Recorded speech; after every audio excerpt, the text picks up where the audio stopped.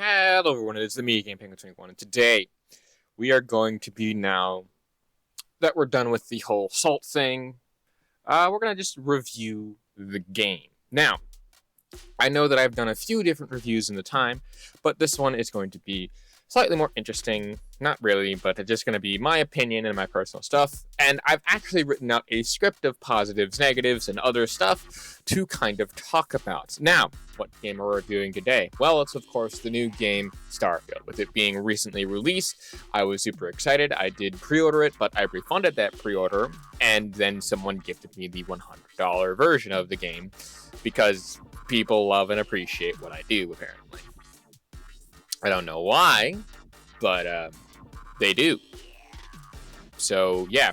I basically had the 5-day early access, and by the time that I've released this video, I'm fairly certain that it would be having launched at this point, so I'm going to try to keep this as spoiler-free as possible. I will be revealing certain details, some things, and I will keep very, very, very, very vague, because they are very good in terms of story and progression and other stuff, but we get into ahead of ourselves. So, what is this game, and how good is it, or anything like that? Well, is it the game of a generation? No.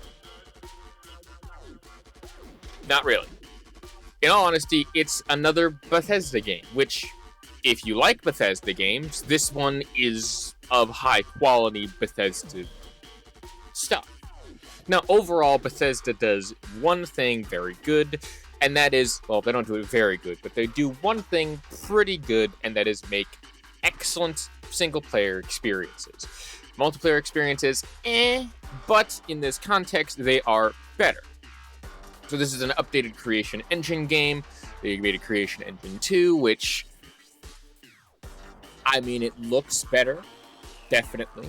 But overall, is the game good? Is the mechanic good and everything like that? Yes, there's a lot to talk about here, but let's get into some of the positives. As of me writing this, I have gotten into a whole bunch of different aspects of the games, a lot of the planetary exploration stuff, some of the outpost building, as well as a lot of the ship upgrading material and things like that. Now, overall, is this game better or worse than some of the other Bethesda offerings that have been on the market for a while? Well, number one, this, first of all, we'll get into the positives here. I am, of course, playing this on a 40 series card. Yes, I do play. I am also playing with an i7, and I am playing this on PC. Yes, of course, in the gameplay you're seeing, you will probably see me switch back and forth between controller and the mouse and keyboard for some of the aspects of the game. That's because there are a couple of weird problems and weird quirks that I am unsure as to how to fix. But we get into the positives. So the positive here, the main positive here, is that the guns and the combat, for at least the ground combat, feels very punchy. It carries over a lot from Fallout 4, which is one of my personal favorite combat systems in any Bethesda game. You can really break up things into stealth and other sorts of stuff. You can stealth around, you can pick locks and do the other stuff, and everything there is very fantastic. Digipicks are a different mechanics where it kind of just takes the lock picking and the hacking and kind of puts them into one minigame rather than having to do two different minigames, which is actually kind of cool. And once you learn it, it's one of those hard to learn at first where you don't know what the heck you're doing, but you just need to kind of work backwards, and you kind of, once you get the hang of it, you can really start to pick very efficiently. Like, I've gotten to points where I've literally restarted without losing any picks and then re-put it back in and was able to figure it out just like that, without having to lose any of the actual pick things, which is fantastic. The shipbuilding is very in-depth and it can come out with some rather nice results. Some people have already started building a lot of the actual original designs from like other starship spacing stuff, which is already fantastic.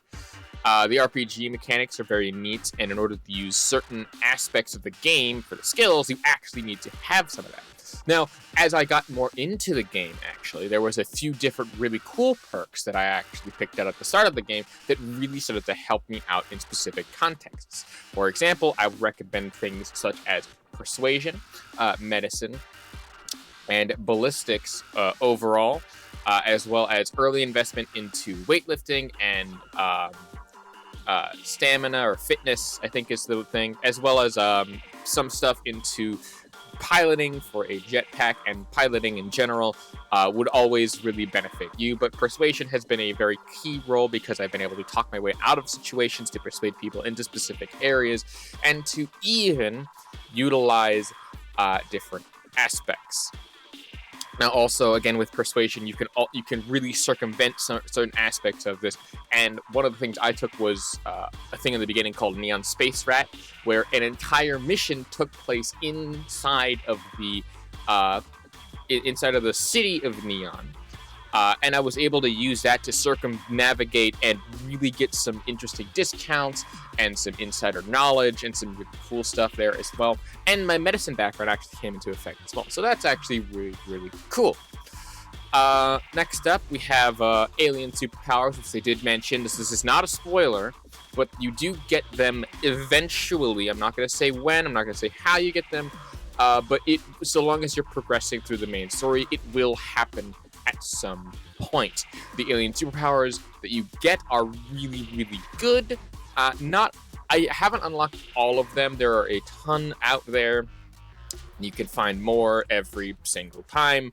But of the ones that I do have, there's a few different ones. The anti-grav field is probably the one that most people are going to stick with. That's actually one that you do just by progressing the main story again. Very good, very good, very good. I used it in a very big fight when I did some space piracy, and let me just say, they were like 5 to 6 levels above me, but when they're in zero gravity floating around, I basically was able to just kill some of them outright, which is fantastic. Mod support launch at PC, always good to see. I mean, there's nothing really else out there. Not a lot of mods as of right now, but for PC guys, that's kind of appropriate. Next up is skipping to plans for fast travel stuff is good. This place, I will say though, this does have a lot of the problems that were around, I think, in Fallout 4 as well, where it was just loading screen after loading screen after loading screen. But I didn't find that as a negative. I found that as a more just, this is how a Bethesda game tends to progress, because most, if not all, Bethesda games have a loading screen problem in some cases. This one tends to do so as well. If you jump to from different systems and stuff, you can really circumvent a few of those by traveling directly to the location rather than having to go to your ship and do this, do that, unless you're over encumbered, which of course is just a thing. Exploration is fantastic. Being able to land on specific planets to pick your landing location is great. Again, if one thing that I would recommend is that when you go to a new planet, a new system, or anything like that, scan it first. Scan it as much as you can and get all of that scan data, because you can sell it back to a specific NPC that I haven't met yet, and I'm unsure as to who it is. But getting all of that together is fantastic. Next up, there are a lot of detailing in some of the environments and stuff. While the graphics themselves are not the best, they are stylized in such a way that I personally didn't find anything about that. Though again, I am fairly certain that I'm playing on Ultra, so my frame rate has been... I'm unsure as to how to really monitor that, but overall, I think that the frame rate is fine. But again, I am on PC with the specs of a 40 series card on i7 and a few gigabytes of RAM, as well as also I'm running this on an SSD, so your results may vary. It feels like Bethesda did upgrade the engine for things. Again, graphics-wise, feel-wise, it does feel like an updated, more fresher version of the engine, though it still feels like the same Fallout and Bethesda-type game you are used to, so no problem there. The characters and companions are great, including the ones that you could put on your ship and stuff. And yes, I did take the one where you get the annoying companion with the very blonde hair that was in the intro. To be honest, yes, he can get annoying and can get on a person's nerve. I love him. I will unironically say that he brings a smile to my face every time I see him. He currently is just sitting on a rock somewhere, so whatever. But overall, I actually like him. I keep him on my ship for a nice moral support. Personally, I think that he's fantastic. Settlement building is a thing. I never really got into the settlement building thing, though I will say you should set up at least 1 to 2 settlements in settled systems, specifically to mine specific resources, because you're going to need a lot of iron, a lot of aluminum, a lot of beryllium, a lot of different types of stuff to be able to actually do that. So investing a little bit into that should push that a little further. Now we get into some of the quote-unquote negatives. Now, these aren't overall huge things for a lot of people, but I wanted to point them out. As I pointed out before, the graphics are a solid 8.5, mostly based on style, not based on fidelity, though there are some times when there is very awkward and weird things that happen with the graphics, mainly in things like hair and foliage, which can really get annoying sometimes. But overall, it's just another Bethesda game, and quite honestly, I am hoping that it's just before another patch or another quick little fix that could fix that in order. The story is the same as most Bethesda games, not too in-depth, though I have reached a point in the story where it's gotten vastly more interesting. There was an interesting twist in there that I was not expecting, because they were being very vague about this, and I'm being very vague about this because this is a huge plot twist and huge thing that thrusts the story forward in such a way that is fantastic. The twists and turns that my character has currently taken is great, and working for some of the faction quests has also been fantastic. Next up, you can soft lock your character a little bit, though there is one major thing that I will talk about, which kind of does happen to this. I did soft lock my character at some point because I was taking on ships that were super duper high level without a combat ship. So soft locking is in I was dying and repeating and dying and repeating. But it did happen again. But that's one major glaring issue that I will get into in a little bit. Auto saving is okay. I prefer more, but that's just more of a personal thing. This is again a Bethesda game and it's an RPG, so save often, save a lot. Quick saving is very fantastic. Again, Bethesda type stuff and saving RPG mechanics has always been weird to me. So I tend to lose. I tend to sometimes lose hours of progress because of that, and I'm fuck. So, but that's more of a personal thing. And again, totally not a deal breaker if you are 100% in on the RPG, but most people save early, save often. For that, I did get the fan perk. He's annoying, but I love him. I don't know. Oh, that's in the other category. Never mind. The controls on the keyboard and mouse and controller, it's more of a personal thing. Again, I use the controller, but I have to be by my computer in order to sit down with the keyboard and mouse to use certain controls. I'm unsure as to why. I think it's because I fucked with the controls on my system, so maybe it has something to do with that, which is okay. The frames can get choppy, obviously, even on my PC, even on my rig. Unsure as to how well they dip or how bad they dip. But overall, I think I've been getting a solid 40 to 50 to 60 frames. Unsure.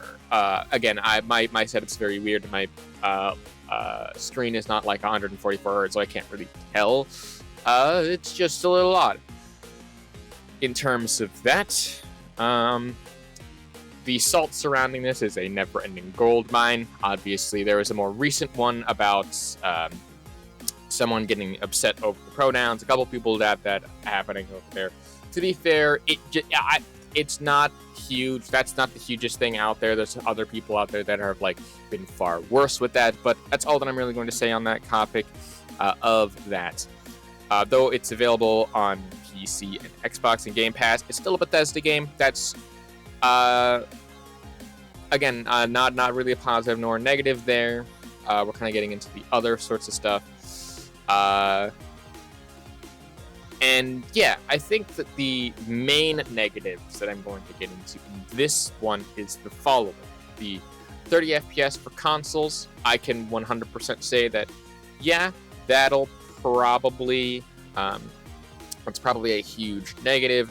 Unsure as to why it's locked at 30 for consoles. That's a little bit upsetting, but overall, I don't think that will hurt your experience unless you are a stickler for FPS for whatever reason, but that's a little bit unacceptable. Even for someone as a PC guy, I do tend to think that it's a pretty big thing because, again, we were stuck at 30 FPS for a long while as I came from consoles.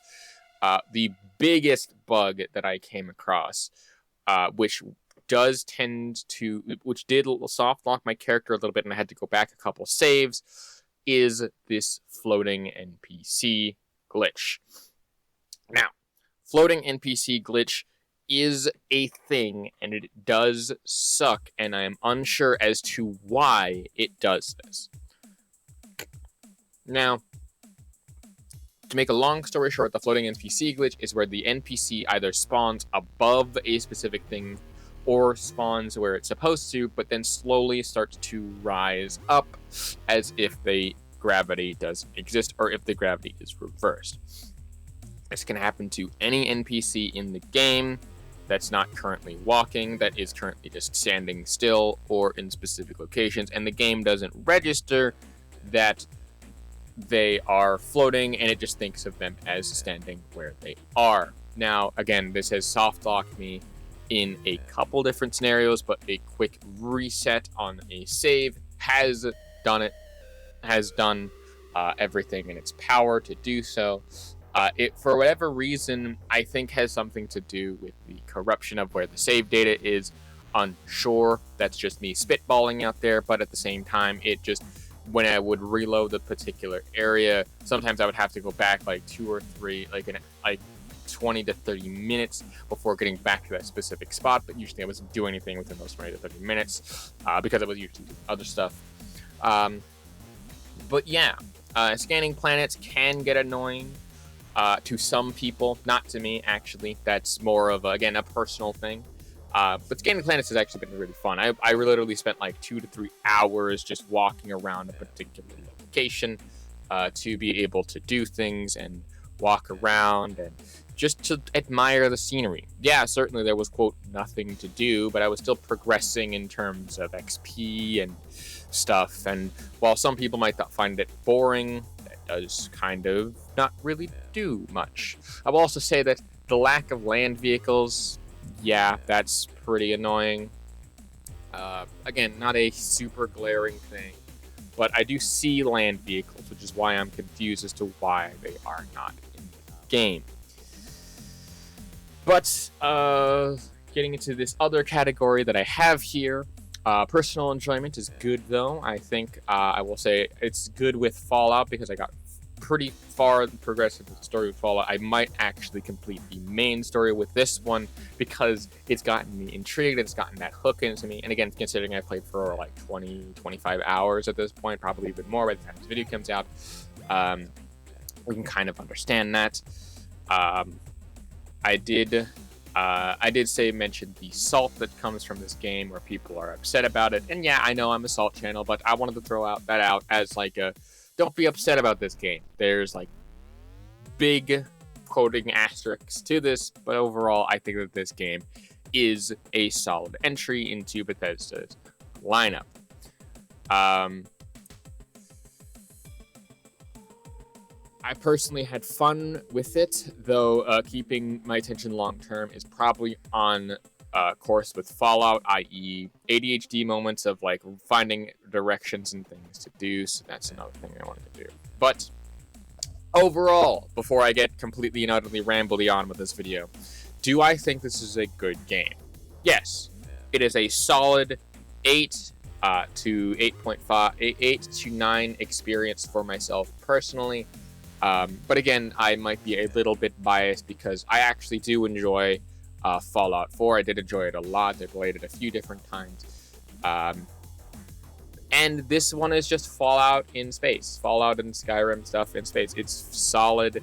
It's a good entry. It has a lot of good in-depth mechanics that I personally like. It takes a lot of the good stuff, takes some of the bad things, has this and that and the other things. And overall, I would say this game is a good Bethesda game, and take that for what you will.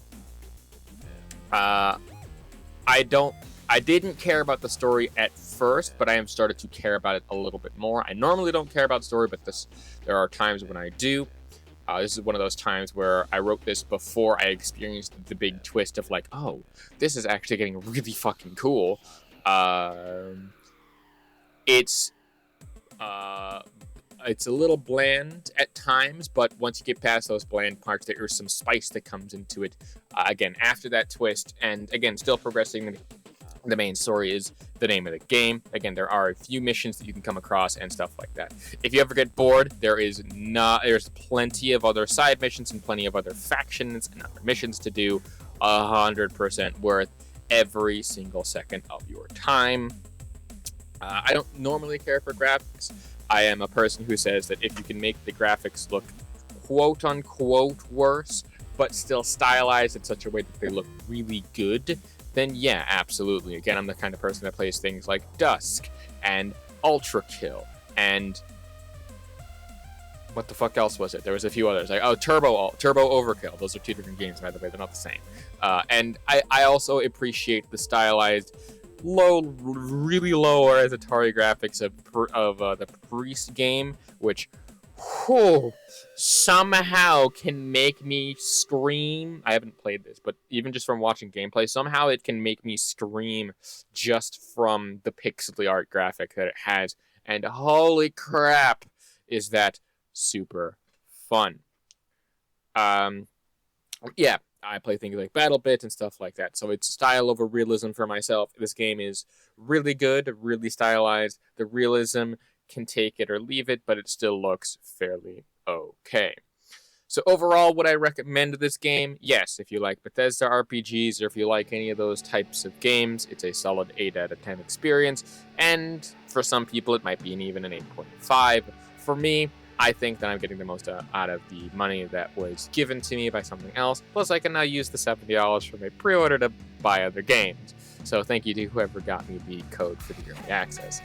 At the time of recording this, I'm fairly certain to have, again, 20 to 25 hours, maybe even a little bit more than that. And I wanted to just get this review out to just talk about it. So, yeah, I think I've rambled on enough about this.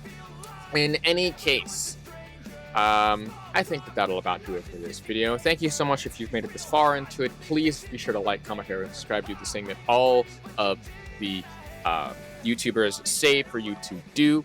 If you like what it is that I do, links to everything down in the description below, including how to support me monetarily since I don't get paid off of YouTube. But I have links to a Patreon. I also have links to my music, my Bandcamp, as well as several other aspects of places to just support me, support your boy. In any case, I think that'll do it. My name is Campaign21. This Starfield game is not the game of a generation, but it's definitely a solid Bethesda RPG and a piece off. Hey man, can I get a favor? Yeah, sure, I know, see you later. Sometimes I just wanna be a hater. Gotta wash down the top 40s with a chaser. Your voice starts feeling like a waiter. Scraping my mind and gives a cheese grater. Before you go, sir, you have to sign a waiver. That's alright, I'm aware of the danger. You wanna get away, you better get in line. Won't go another day of wasting any time. I've got